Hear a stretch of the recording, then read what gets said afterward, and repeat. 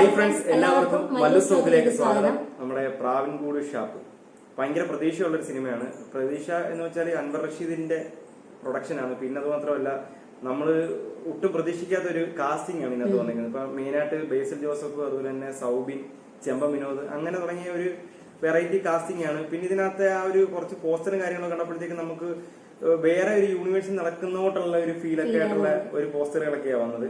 അതൊക്കെ രസമുണ്ട്. എനിക്കൊന്നൊരു വെറൈറ്റി പടമായിരിക്കാം. എനിക്കൊന്ന് കോമഡി, അതുപോലെ തന്നെ അങ്ങനെ ബ്ലാക്ക് ഹ്യൂമർ വെച്ചിട്ടുള്ള പരിപാടിയാന്ന് തോന്നുന്നു. ഇതിനകത്ത്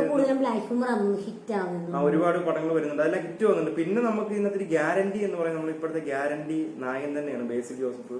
പുള്ളിയുടെ ഇല്ലേ എല്ലാ പടവും ഇപ്പൊ ഇറങ്ങുന്ന എല്ലാ പടവും ഭയങ്കര അവസാനം നമ്മൾ കണ്ട പടമാണെങ്കിലും വ്യത്യസ്തമായ റോളായിരുന്നു. ഭയങ്കര വ്യത്യസ്തതയായിരുന്നു. ആ സിനിമയും ഭയങ്കര ബ്ലോക്ക് ബസ്റ്റർ ആയിരുന്നു. അങ്ങനെ പുള്ളി തൊടുന്ന എല്ലാം പൊന്ന് എന്ന് തന്നെ പറയാം. അപ്പൊ അതുകൊണ്ട് ഈ ഒരു സിനിമ നമുക്ക് ഭയങ്കര പ്രതീക്ഷയാണ്. അപ്പൊ നമുക്ക് ഇതിന്റെ ട്രെയിലർ കണ്ടു നോക്കാം. അന്നാ ഷാപ്പില് ആദ്യം എന്താ കണ്ട?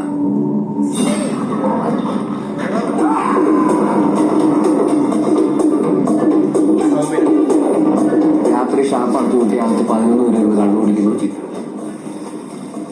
കണ്ണൂടി 2 ഡോറിലൂടെ കഴിഞ്ഞ 4 മണിക്കൂറായിട്ട് വന്നിട്ടില്ല. വന്നിരുന്നെങ്കിൽ മഴയുള്ളതുകൊണ്ട് കാലിലെ ചെളി വന്നേ.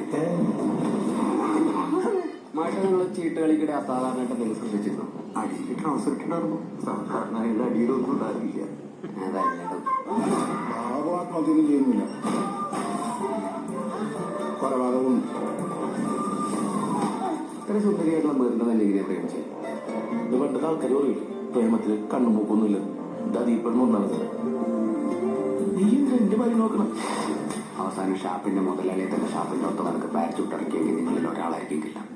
അല്ല, ഇതിപ്പോ ബാബു പാരച്ചൂട്ടിലിറങ്ങി സാറിന്റെ മനസ്സിലല്ല എന്നൊരു കാര്യമില്ല. ആരും പറയാത്ത രഹസ്യം.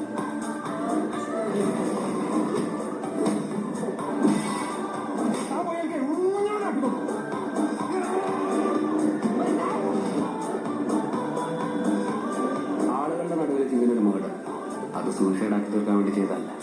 ഇത്രയും കോംപ്ലിക്കേറ്റഡ് ആയിട്ടുള്ള മർഡർ എനിക്ക് ചെയ്യാൻ പറ്റും. ആർക്കും എന്നെ പിടിക്കാൻ കഴിയില്ല എന്നൊരു നാർസിസിസ്റ്റിന്റെ വെല്ലുവിളിയാണ്.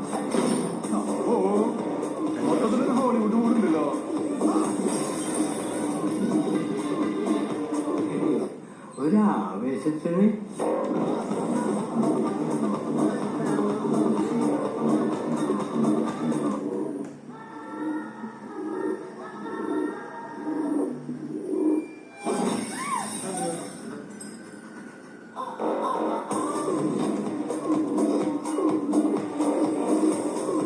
സംഭവം വെറൈറ്റി ആയിട്ടുണ്ടല്ലേ.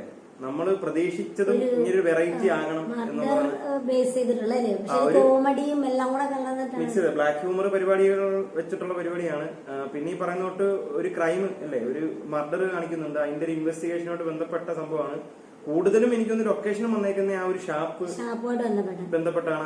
അതിനകത്ത് കുറെ ആൾക്കാര് ഒരു നമുക്ക് വിചിത്രമായിട്ട് അങ്ങനെയൊക്കെ ഫീൽ ചെയ്യുന്നുണ്ട്. പല സ്വഭാവക്കാര് നമുക്ക് കാണുമ്പോൾ തന്നെ എന്ന് വെച്ചാൽ ഇപ്പം നമ്മൾ ആദ്യം പറഞ്ഞിട്ട് തന്നെ വേറൊരു യൂണിവേഴ്സിൽ നടക്കുന്ന വേറെ ഒരു സ്ഥലം, ഒരു ഗ്രാമപ്രദേശം, അല്ലെങ്കിൽ അത് അങ്ങനെ ഒരു ക്രിയേറ്റ് ചെയ്തിട്ട് അതിനകത്ത് കുറച്ച് ക്യാരക്ടേഴ്സിനെ കൊണ്ടുവന്നിട്ട് ഈ ഒരു സിനിമ ഇല്ലേ, നമുക്ക് അങ്ങനെയാണ് ഇപ്പൊ ഫീൽ ചെയ്യുന്നത്.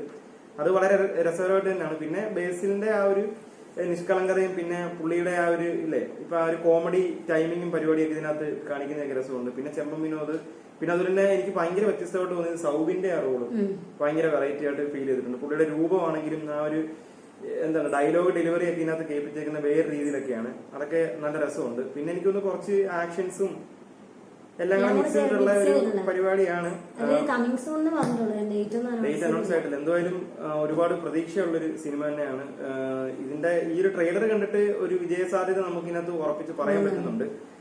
അപ്പം മറ്റൊരു അപ്ഡേഷനുമായിട്ട് വീണ്ടും കാണാമെന്ന് പറഞ്ഞിട്ട് നിർത്തുന്നു. Okay, by.